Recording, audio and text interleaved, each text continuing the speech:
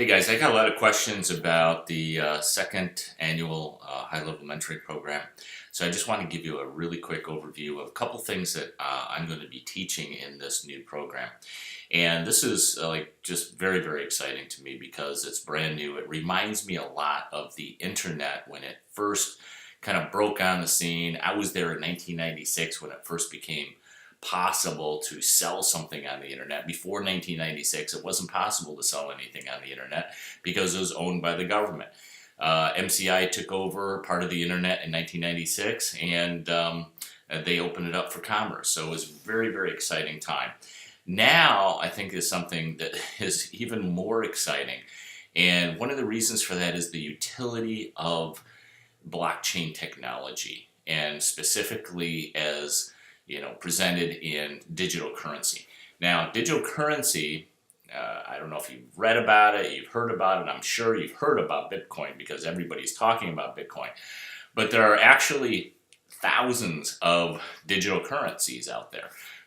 You can see on the website here, there's 1,379 cryptocurrencies listed on CoinMarketCap.com, and that's not all of them. Those are only the ones that CoinMarketCap.com has decided to list, but there are many more besides that. Now, this space is full of hype. There's absolutely no doubt about that. But the blockchain technology itself is very, very solid, and it has a lot of uses. And so some of the things that I look for when I'm looking at a cryptocurrency to invest in or to buy or just hold as an asset is number one is utility. So does it have any utility value? And that's really, really critical. The second thing is in the process of my due diligence, are there people willing to step up that are either validated themselves, who have a good track record of investing, who have an intelligence network that they can rely on to give them correct information. So I'm looking at some validity to the cryptocurrency, to the digital asset that I'm interested in purchasing.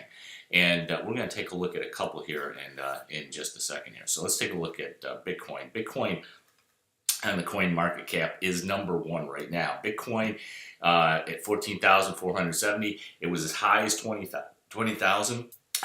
It could go higher than that. There's a couple things I don't like about Bitcoin, and I haven't invested in it, and I'm not really interested in it. And the reason for that is that actually Bitcoin settling transactions is extremely slow.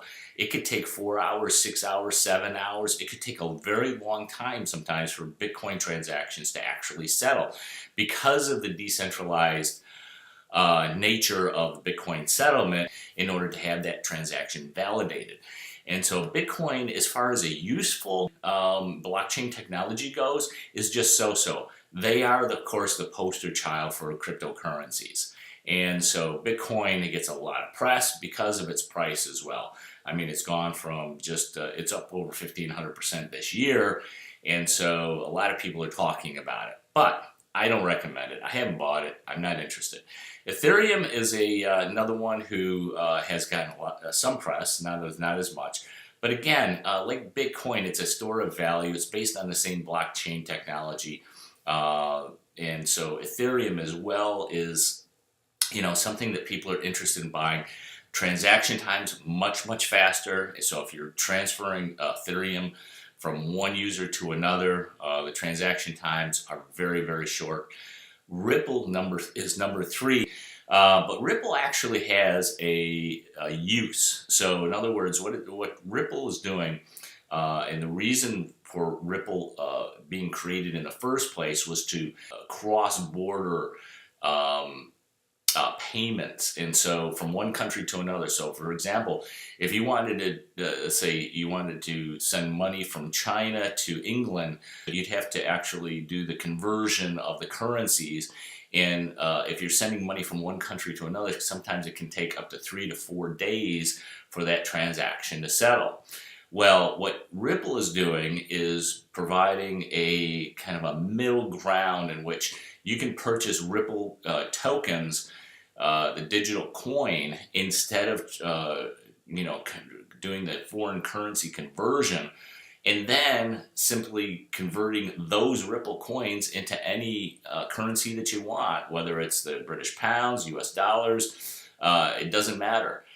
So in the transaction times are super fast, 4 seconds for a settled transaction. So if someone wanted to transfer money from, let's say, Singapore to Denmark, the transaction time for that transaction is 4 seconds. Compare that to a typical currency conversion transaction, which could end up taking 3 to 4 days.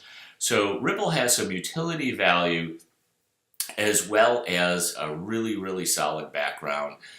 In fact, one of the validators that I look at when I'm when I'm doing the due diligence on a cryptocurrency is by taking a look at who else is using this technology or the cryptocurrency. In this case, it's Michael Arrington. Michael Arrington started a hedge fund whose denomination is in XRP. Is the symbol, XRP is the symbol for Ripple. So the hedge fund that he's creating, $100 million hedge fund, is being denominated in cryptocurrency. And so if you don't know who Michael Arrington is, you can go to to arringtonxrpcapital.com and you can read all about it. But he was the CEO of TechCrunch from 2005 till he sold it to AOL in 2010. So there's a form of validation for XRP, and just as a disclaimer, I own XRP. So that's one of the ways that you can do due diligence on a cryptocurrency to tell whether or not it's in fact has a utility value and it's validated by the community or others who have a sophistication in this area. Just a short video, guys. I just want to let you know there's going to be a lot more that we're going to be discussing in the high-level mentoring program 2 for 2018. I hope you join me.